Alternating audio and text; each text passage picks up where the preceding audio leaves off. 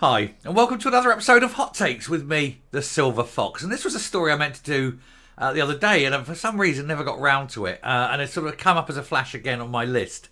And I thought, you know what, it's too good. It's too good a story to let it go. And it was all about J.K. Rowling, and she went to this this women's rights conference in Glasgow. Now you've got to remember that there were some women there that have come from states where women's rights, well, there aren't any. Where women are treated abominably, where they literally are not even second-class citizens, third-class citizens. And outside this place, outside this conference, was a bunch of very inadequate, mentally ill people who didn't like the fact that women were taking control of their lives and women were being exclusionary because this was a woman's rights group, not a very weird man's rights group. And so they got very aggressive with it and, were targeting these women and hurling abuse at these women. As I say, some of them coming from regimes where these women would have been, nobody would think anything if these women were beaten or anything, Anyway, Rowling, good on her, walks up and she describes one of the trans activists as a prick, which is quite apt, really, considering he's probably still got one, no matter how many dresses he wears. Anyway, we'll take a look at this, go through, because I must admit, the more I get to see of her, the more I absolutely love J.K. Rowling. She speaks her mind, she tells it as it is, and she doesn't care. Here goes. So, J.K. Rowling labels trans activist a prick as protest, including Green politicians, target Glasgow's Women's Rights Conference. So you have Green politicians who don't like the idea that women should have any kind of rights, that don't like the idea that women can be themselves, or that there's a definition of women that doesn't include the word man, because they are probably tiny-cocked, inadequate, they're mentally ill, for sure mentally ill, because it doesn't matter what you change on the outside, the problem's on the inside. But they can't accept that because they live in a state of denial. And they're autogynephiles as well. They all get the horn by dressing as women. Women don't get the horn by dressing as women. Only these mentally ill autogynephilic men. Anyway, the Harry Potter writer was angry at video footage of a man singing a foul-mouthed song at attendees, some of whom were for countries with awful women's rights records, like Iran and Afghanistan. And there she is, the beloved and blessed J.K. Rowling. And if you're a regular viewer of this channel and you don't agree with J.K. Rowling, and her stance that women must have rights, women must have freedoms, and women must, most importantly of all, must have safe spaces, especially vulnerable women who've previously been victims, then I honestly think that there is something wrong with people like that.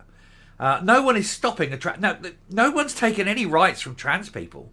No one is stopping trans people from doing anything that normal people do. There are no such things as trans rights. There's human rights. But there must be the right of single-sex safe spaces. Men should have single-sex spaces. Women should have single-sex spaces. And any man who wants to go into a woman's safe space must be questionable. Why do you want to go in there? What is your need to go in and expose yourself nakedly in front of women and young girls? Anyway, J.K. Rowling has branded a male trans activist a prick after women's rights campaigners were met with abusive signs and shouts from trans activists, arseholes, autogynephiles, the mentally ill, other words do apply, as they arrived at a feminist conference in Glasgow.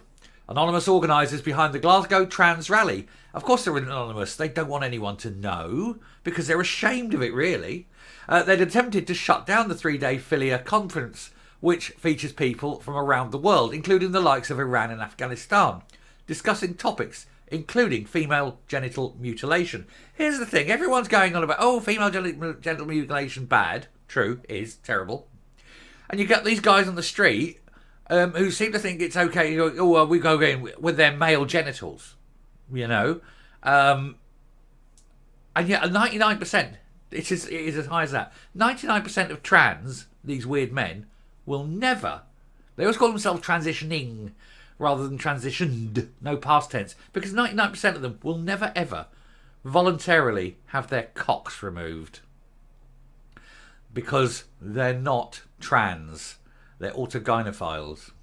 Anyway, speakers including the SNP MP Joanna Cherry, writer Julie Bindel are also on the lineup, and Harry Potter author Rowling, 58, don't know why they have to be so ungallant as to mention ages all the time, made her feelings on the protesters known on social media when she posted a video of one singing a foul-mouthed song outside the venue.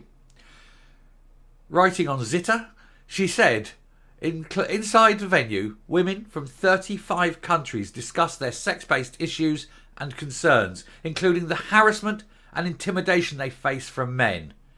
Outside the venue, this prick. And then she showed the video. Yeah, I mean, these women are coming in there. They're discussing why men have abused them and harmed them and all that. And outside is a bunch of men abusing them and harming them.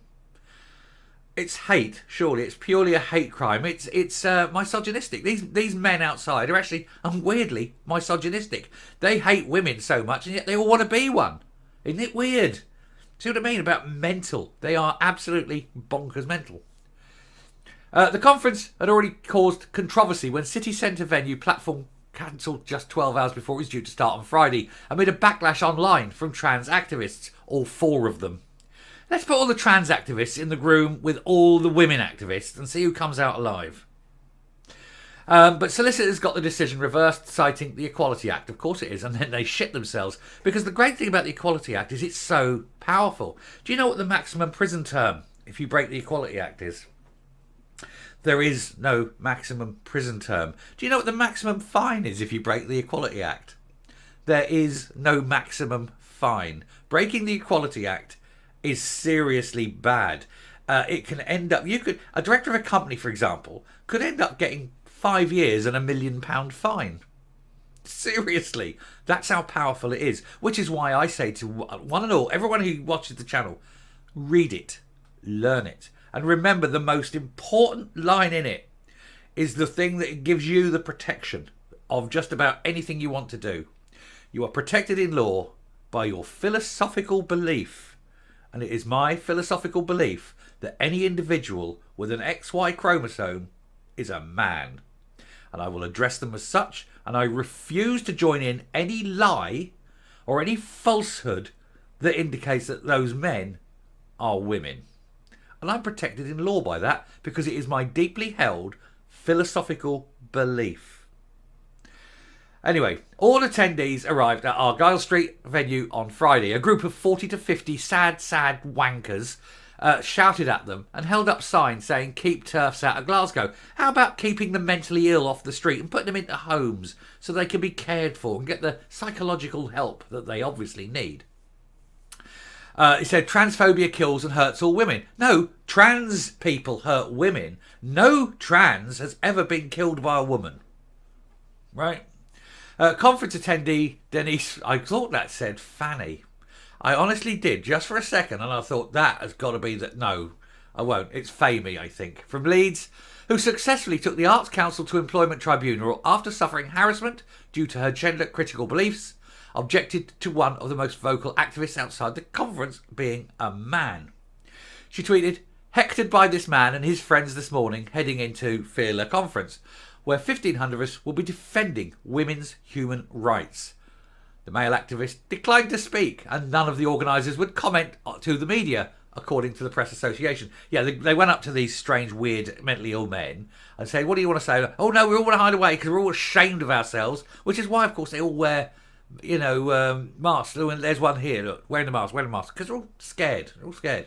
These ones out there, look at them. Sad. Why do these men want to be women so bad when they obviously hate women? Madness, isn't it? Anyway, prior to her arrival at the conference, Jordanian activist Reem Asalam, United Nations Special Rapporteur on V against women and girls, spoke about expecting to witness abuse. And then she did, of course. She wrote, "Arrived in Glasgow to participate in the Philia charity conference tomorrow. I guess I'll be witnessing in real time what I've been reading about over the last few years. The concerted attempts to censor women and prevent them from meeting and discussing issues that are important to them.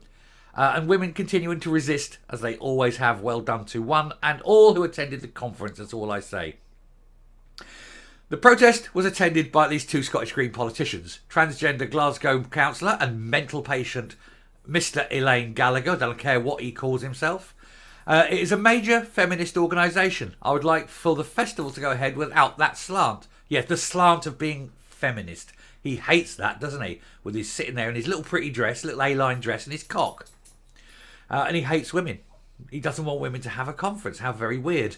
He said, but the position of so many anti-trans, anti-sex worker activities, the lobbying around this is not acceptable. They're not anti-trans. They're anti-mentally ill men abusing women. If you can't get that, maybe, sod off. Anyway, I shall stop there because it's just getting beyond the joke with these morons. Well done, you. I love you. Keep fighting the good fight because we all need to. We've all got mothers, daughters, wives, girlfriends, nieces, friends, sisters, you name it. We all know many women, and not one of us wants to see those women abused by pricks like that. So well done, JK. Well done, girl. Coming up. Now, if that man was outside that venue and was abusing women, that's surely a hate crime, and the police should have arrested him. But of course, the police were nowhere to be seen because they don't. Because Scottish policemen, as we know, are cowards. They don't like to attend places where there might be, protests in case they have to pick a side. They don't like picking a side when one of the sides is the trans lobby or the Muslims, as we saw yesterday at that march. Why are Police Scotland so filled with so many ineffective cowards who are quite incapable of doing their jobs? So it is a mystery, isn't it? But that's for a different video.